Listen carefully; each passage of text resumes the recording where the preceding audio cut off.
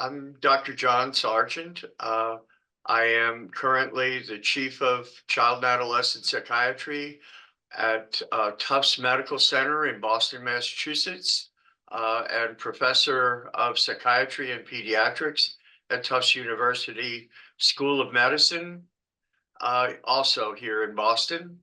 I've been in these positions for the past 16 years, and I've been a practicing child psychiatrist beyond training since 1980. My original training after medical school was in pediatrics, and I actually practiced primary care pediatrics for a year at Boston Children's Hospital before I proceeded to train in child and adolescent psychiatry and general psychiatry.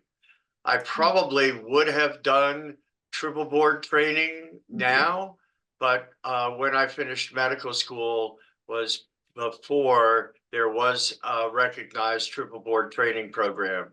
So the usual 5-year triple board experience in residency for me was 8 years of training. And I ultimately was able to obtain boards in pediatric psychiatry and child and adolescent psychiatry. I've worked at the University of Pennsylvania, at the Menninger Clinic, at Baylor College of Medicine, and then came to my current position here at Tufts in Boston in January of 2009. I've really enjoyed being a child adolescent psychiatrist. I think that my practice has been impacted by my pediatrics training and clinical experience. And maybe we could talk about that a little bit. But I have been primarily a clinician educator in child and adolescent psychiatry in departments of psychiatry at the various places that I've worked at. I am, I would say, a prototypic clinician educator. I've been in academic medicine all of my career. I knew as a medical student that I wanted to be a teacher as well as a clinician. And I'm someone who has to see patients in order to fuel my teaching, and I have to teach in order to be able to treat patients in the most efficient and effective ways. So, so I kind of fill that bill pretty much. I've also been active in training as training director in general psychiatry and child and adolescent psychiatry. I've been a director of education and director of child psychiatry at a community hospital in Texas, and more recently now a division director here in Boston. And it's been a true privilege. I have thrilled at the development of trainees who worked with me, and I've been privileged to impact the lives of my child patients, my adolescent patients, my young adult patients, and always their families too. So that kind of is a summary. I've also had the privilege of doing a fair bit of international training and program development over the last 3 decades, taught in 19 different countries and participated in several long-term program development and teaching experiences internationally.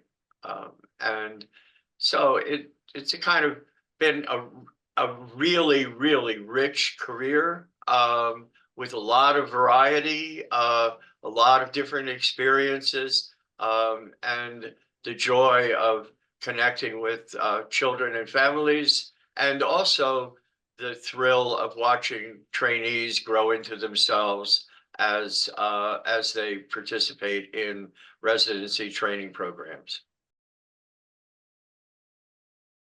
Several things, but mostly it was a recognition that pediatrics was really good at taking care of the biomedical aspects of children's chronic illnesses and children's handicapping conditions, but not always paying attention to the emotional and behavioral aspects of these children's lives.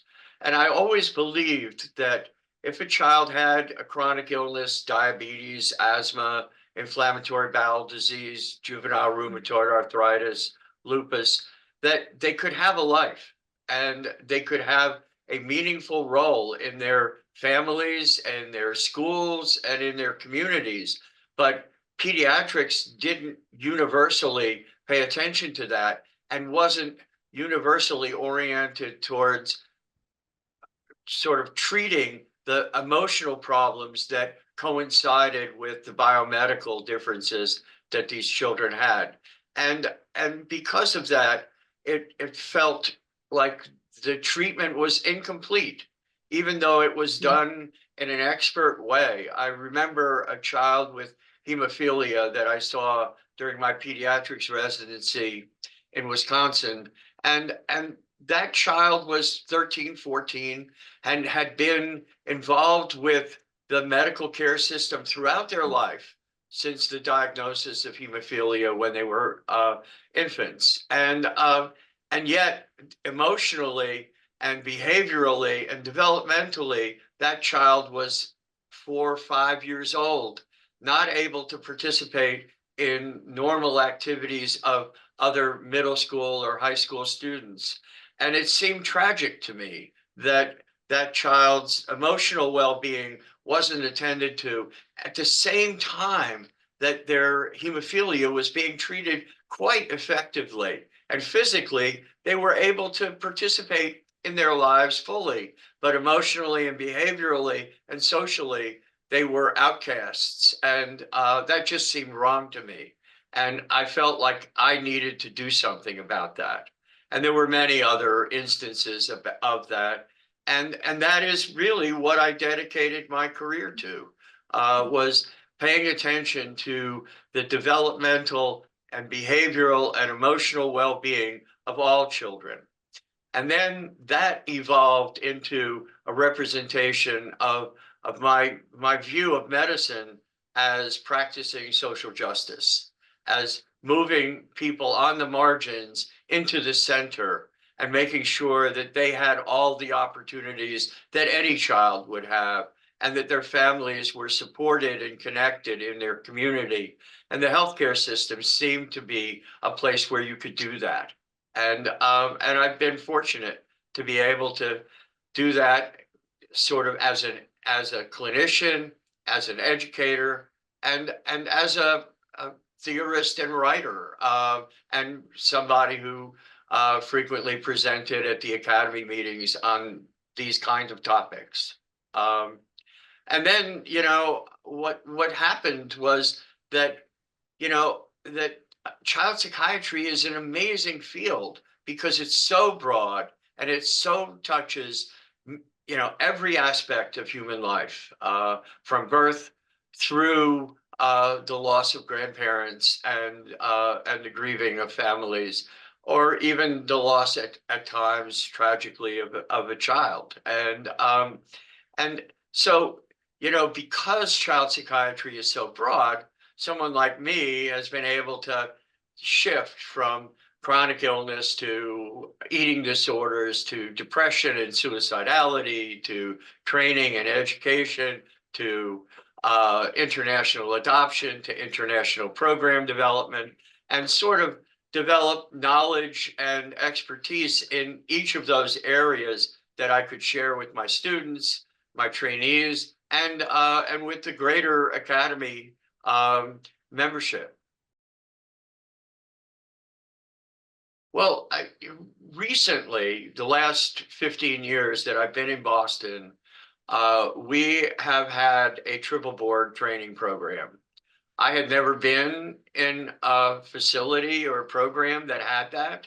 And that program was not doing very well when I came here.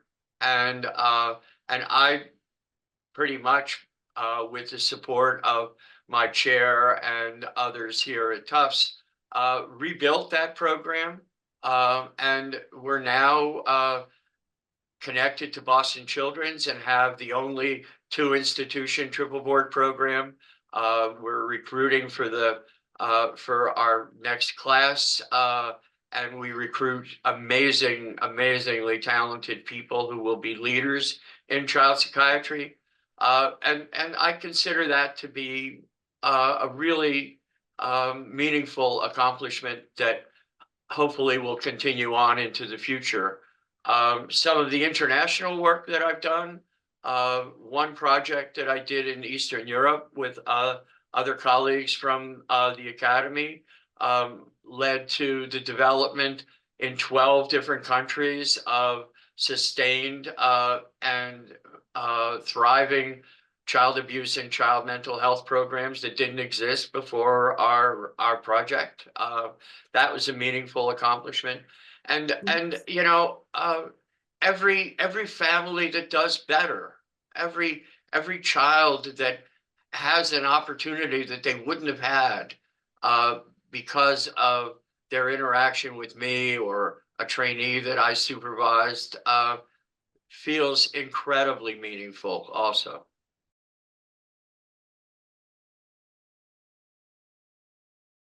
So I've been chair of the training committee, chair of the family committee. I've been a member of the nominating committee. I've run for election and didn't win for counselor.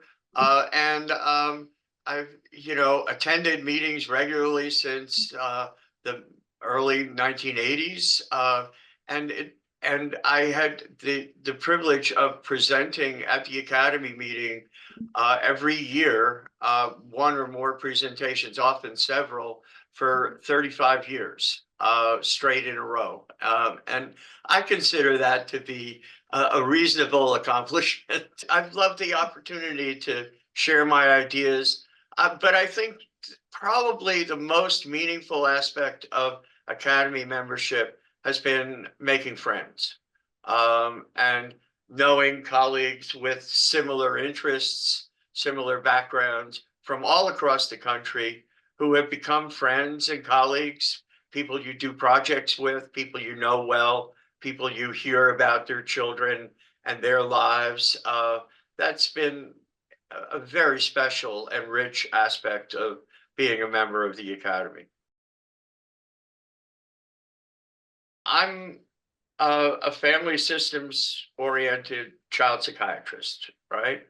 I'm someone who believes very strongly in helping children, regardless of what's going on in their brain, have the best life they can possibly have. I've been someone who has fostered and supported the involvement of parents and families in their child's treatment.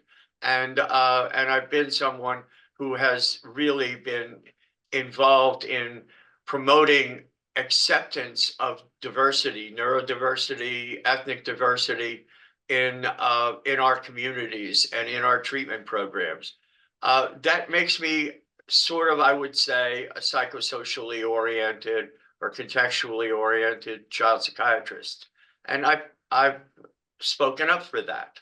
Um, and I've not been someone who was, you know, was active in neuroscience research or psychopharmacologic research. And that led me to be kind of put on the side a little bit at different places I've been, and made me have to decide what I was going to do about that. And at one point, it meant that I would have to move my family, which included 3 children, from outside Philadelphia to Topeka, Kansas, which was quite a challenge for us, and then to redevelop my career and relationships in Kansas and then Houston and now Boston.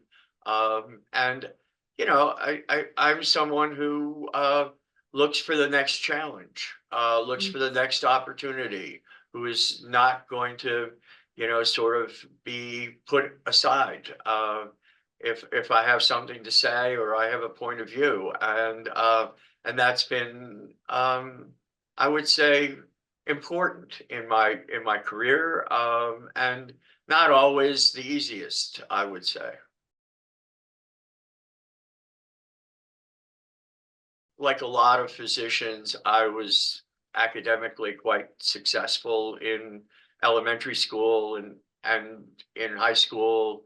I went to an elite college, so I was someone who my teachers and fellow students saw as having potential.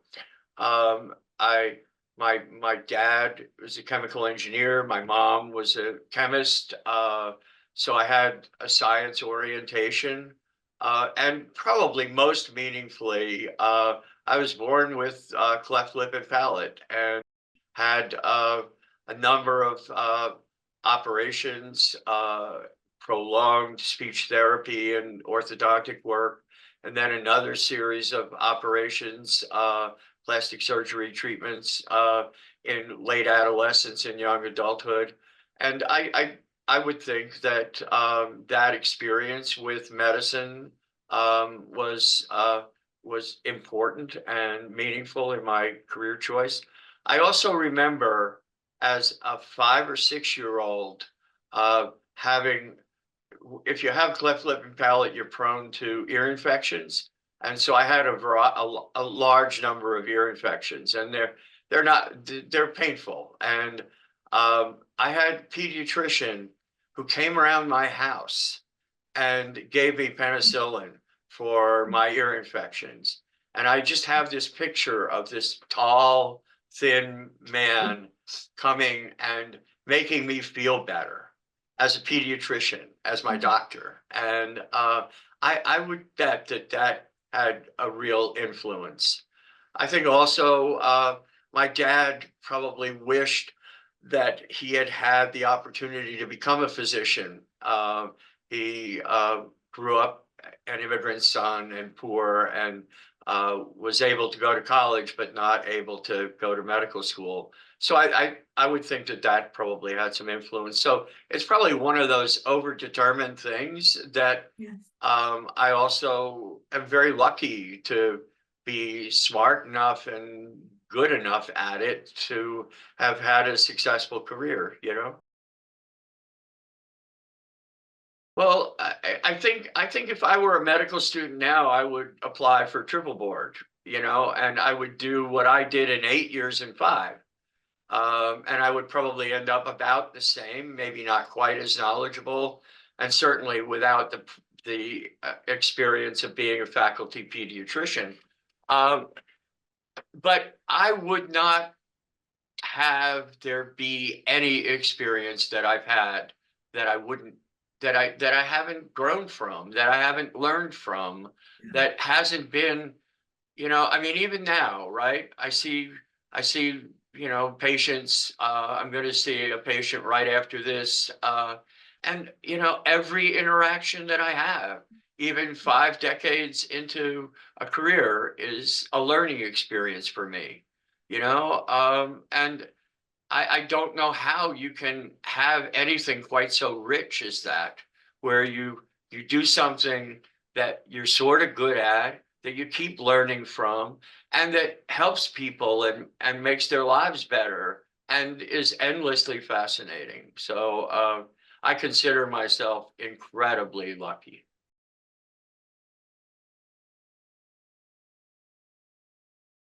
When somebody asked me to do something that I hadn't done before, that sounded interesting, I I would say yes. I'll do that.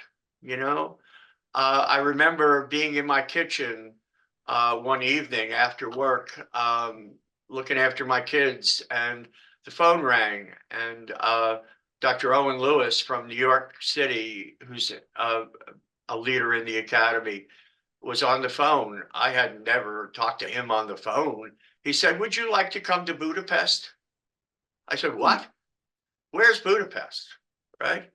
And that led to a 7 year participation over 20 visits to Eastern Europe and former Soviet Union countries.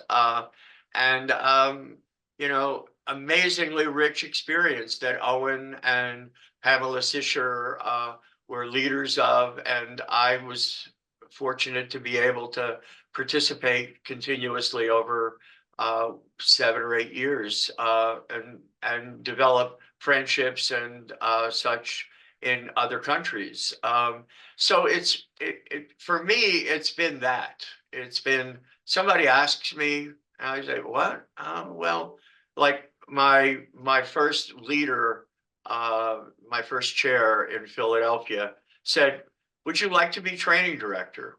I said, What does a training director do? I don't know. You know, sure, I'll do it, and then I learn, and then I grow, and then I have an incredible rich experience. So it's probably been more of that, that somebody sees something in me that they think might be able to respond to the demands of a particular situation. I take it on, I learn and grow and thrive from it, and then add that to other things that I've done and know how to do, you know, always with a sort of background in family systems theory and relationships.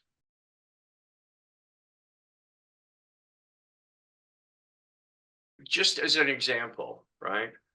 I loved being overseas. I loved being in a different culture.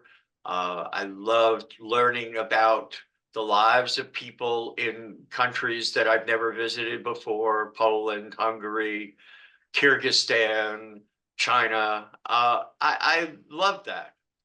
But I also knew that I loved being a dad and loved having a significant influence in my children's lives. So I I generally did not work from Friday evening till Monday morning. I would have spent much more time overseas, but didn't because of having patients here and having my children need to have a home base and home schools. So it's been a recognition of other demands and other responsibilities that has led me to say no to something that I know would be attractive and compelling.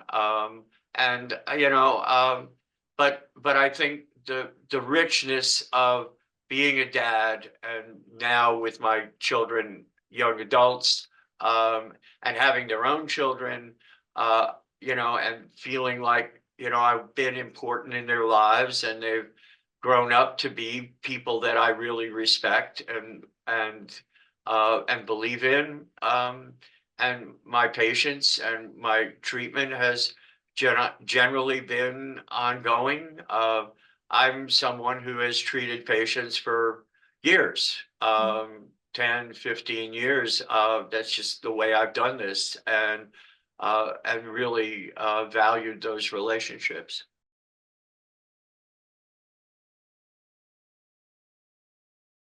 I look for strengths. I look for capacity. I look for resilience. I look for courage. I look for things that refresh me and thrill me in my work with trainees, my work with patients and families, in my life as a dad and partner. Um, I I don't spend a lot of time regretting. Um, I somebody once asked me, "Well, John, how do you keep going?" And I said, I look ahead. I may feel backwards, you know, in relationship to something that didn't happen the way I wanted, but I keep looking ahead. And you know, it's much more important to me to learn and grow and and understand things than it is to sort of complain or be downtrodden. Uh, there's too much to do, you know, too many injustices to remedy, too many things we don't know. I've gotten interested recently in the lives of young adults with autism? What is their life like? What should they be shooting for? In other words, what is normal neurodiversity as opposed to, neurodiversity as pathology and lack. I'm more interested in capacity and accomplishment.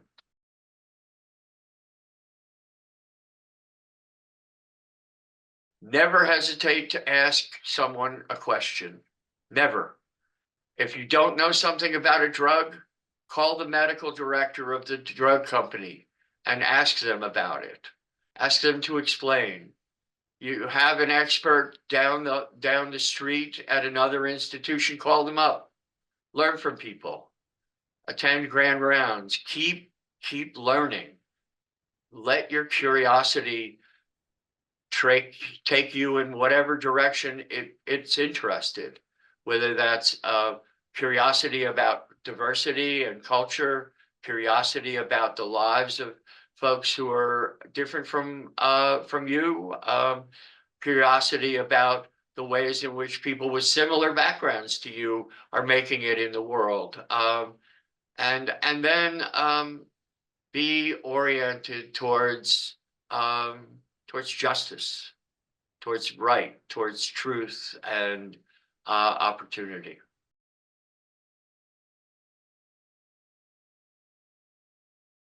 What I've seen is a dramatic decrease in stigma. Families, parents are much more willing to recognize emotional problems in their children and get competent professional help for that. That has created, unfortunately, a real awareness of the lack of available child psychiatrists, especially in rural and less developed areas and non-urban areas of the United States. That, I think, the lack of stigma or the decrease in stigma, the willingness of people to ask for help and to recognize difficulty, I think is an amazing, sort of occurrence, right? But what it does is it puts pressure on the field of child psychiatry, other child mental health professionals, and I think ultimately on pediatrics and family medicine to really, number one, ensure adequate knowledge and learning in all professionals who say they are doing this work, to make sure that people are providing evidence-based treatments, effective treatments in a competent way, and make sure that primary care doctors are able to recognize and treat mild to moderate mental health challenges and refer effectively more significant and severe mental health challenges. So a really good thing, the loss of stigma or the decrease in stigma also has produced a challenge for us, which I think we're only in the process of starting to address. And I've been active in that. I first presented to pediatricians about including mental health in their practice 30 years ago.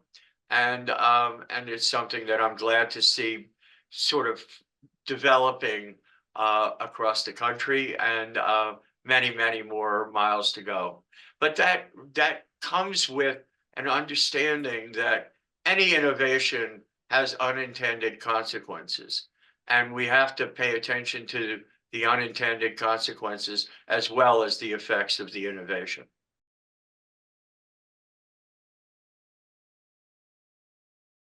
I hope that that there is a way in which child psychiatrists are able to be leaders, are able to be involved in the care of poor and diverse families effectively, are able to obtain effective reimbursement in relationship to the degree of knowledge and training that they have, and are able to bring innovations in treatment to scale. We're very good at small projects, that demonstrate effectiveness, but we're not very good at bringing them to scale. And, so uniform effectiveness, promoting the overarching expertise of child psychiatry, involving teams effectively in care, and making sure that child psychiatrists are actively involved in the care of patients, regardless of their social class or ability to pay out of pocket. I think also child psychiatry has got to have a voice in promoting social justice, promoting opportunity, promoting diversity, promoting LGBTQ opportunities and inclusion, and also recognizing the role and possibilities of women in leadership positions throughout the academy and throughout the country.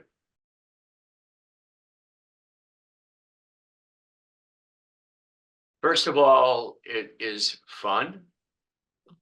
You get to hang out with kids. Kids are incredibly fun. Second of all, it is rich in what you learn about people. Third of all, the opportunity for actual change in people's lives is in front of you. And fourth of all, you have opportunity to have thoughtful, smart, and really creative colleagues that you can learn and grow from, and that can be friends and stimulators of your thinking and your development. So it's incredibly rich. It is a privilege to be a child and adolescent psychiatrist. And it's a privilege to be a teacher of that, a practitioner in that, and a leader in the field. An incredible privilege.